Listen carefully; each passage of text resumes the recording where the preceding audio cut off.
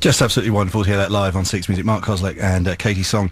Another couple of tunes on the way. Let's quickly touch on 4AD because we've had some great stories from Kristen Hirsch and Mountain Goats and Mojave 3 so far this week about how they came to hook up with that particular label. What was the story with Red House Painters there?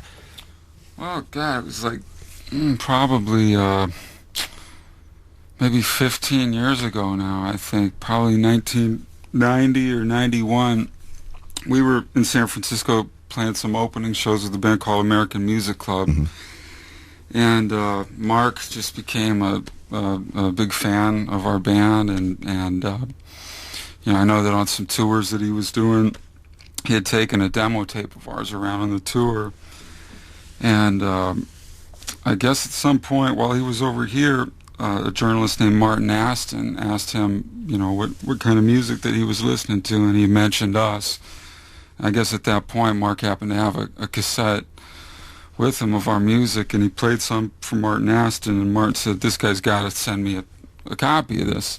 So Mark came back and called me and asked me to send a tape to this guy Martin. And at the time I was 24 years old. I don't think I'd ever sent a package overseas before. I totally remember taking a brown paper bag and wrapping a cassette tape up in this paper bag, putting tape around it, writing Martin Aston the address, and I put like, you know, 20 stamps on this thing.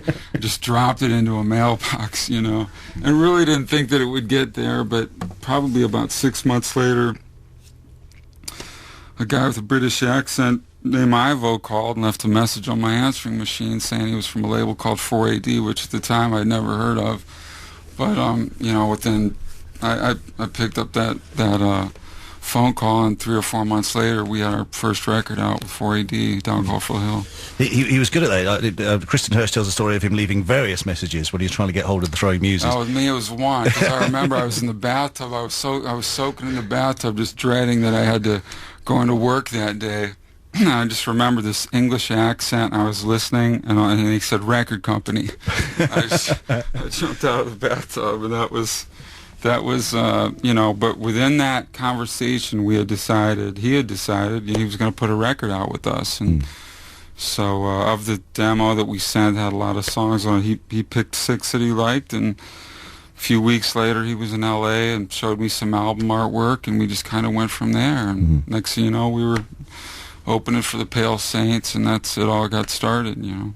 Now the latest record from you, the Sun Kill Moon record, Tiny Cities, comprises reworkings of Modest Mouse tunes. Right. Do you want to give us an example of one of those now? Sure. What do you want to play?